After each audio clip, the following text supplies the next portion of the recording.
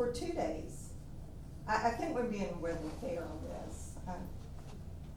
You know, one of the things that's required is good And- sponsorships. So the $200 plus the Two- refundable deposit if bathrooms and so forth are cleaned up. Is that right? $250 for 2 days All right, and a $100 deposit. right, okay.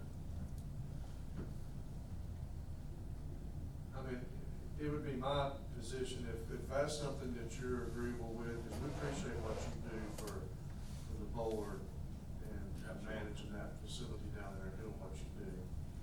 And for those in the groups that don't comply, then I would be all about, I would deny them. But if you're okay with those parameters, and Opie, you're agreeing to do that, and guaranteeing us that you'll do that, then, I mean, I'd like to see them, the activity continue to happen and, have that event go on, but there's things that we have to be assured of is gonna happen.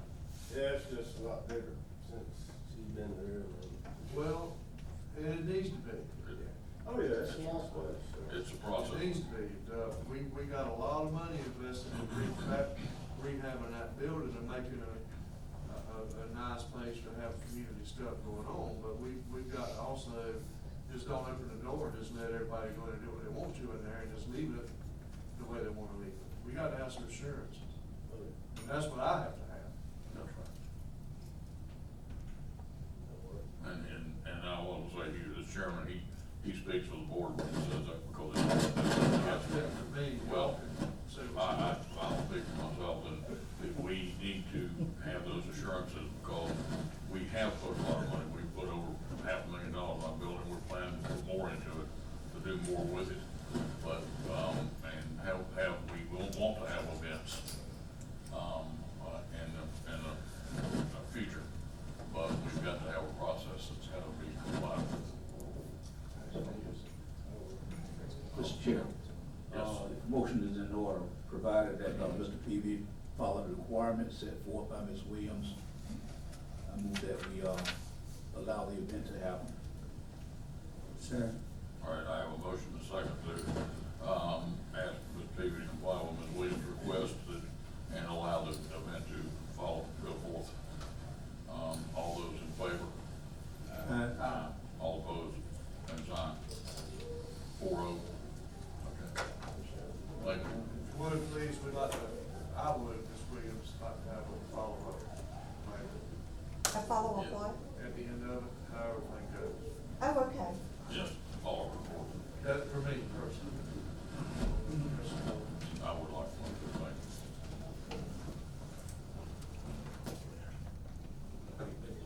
Just break up.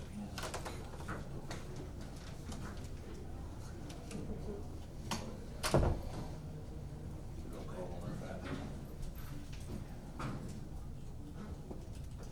Okay. You're working it? Okay. That's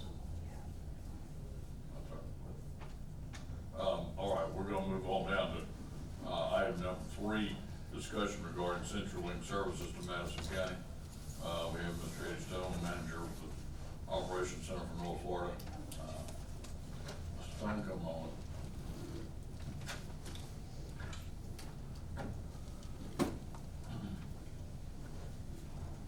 Good morning, Mr. Chairman, Commissioners, how are y'all today? Morning. Good. In conversations with Mr. Kaufman, quite obviously, we've had some service issues we need to get resolved, and, we had already some plans in place, and through conversations with him, we've been able to expedite those repairs. I'd like to introduce Becky Hollis. She's the supervisor. Becky's in the back there. Hi. She's the supervisor for this area. Her office is about 3 blocks down the road. She moved here, moved her office over here about 6 months ago, to get closer to her customers and her technicians and provide a better quality of service. Taking some steps to shore up some of our processes.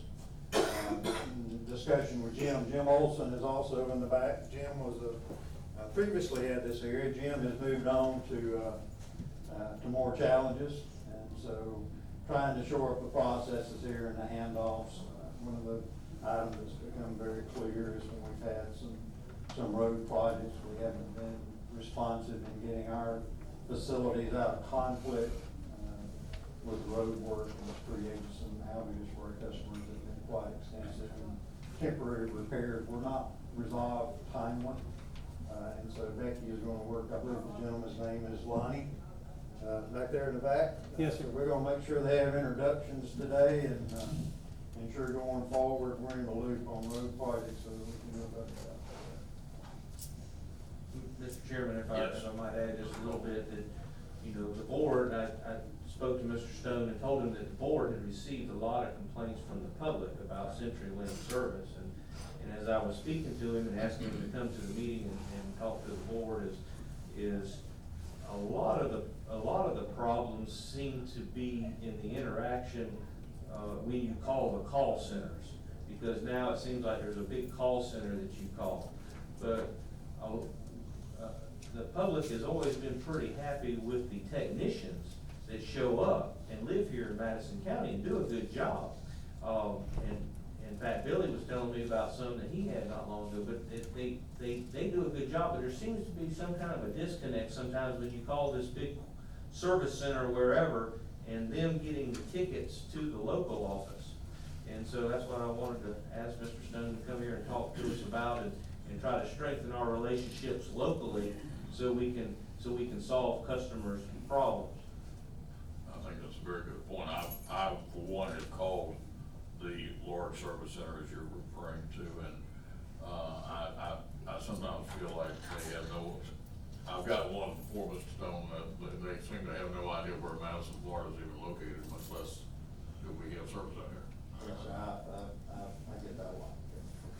Yeah, Mr. Chair, excuse me, I've gotten some, calls from constituents that, have been having phone problems, cables on the ground and whatnot, thrown across railroad tracks, in trees.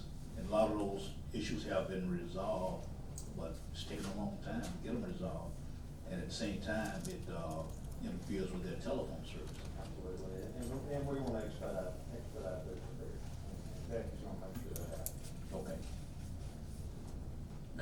But we thank you for taking time out to come and hear our complaints. Yeah, I mean, it's, you know, I get the call center issues.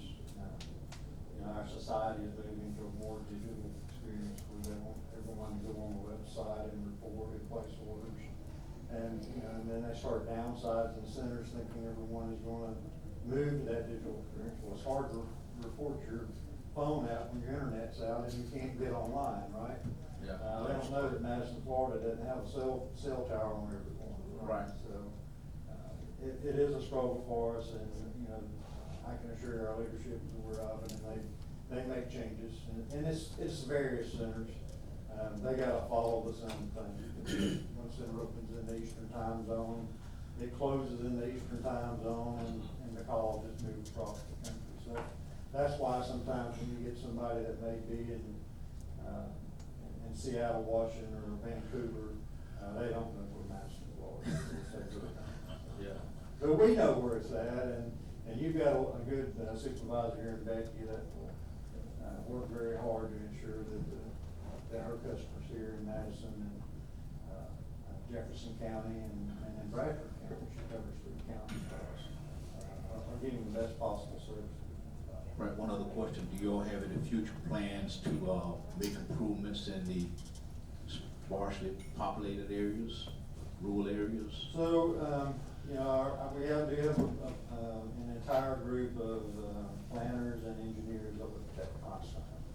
I was very hopeful for the Connect America Fund. I thought that's gonna take care of Madison, and that's gonna take care of some of my rural counties.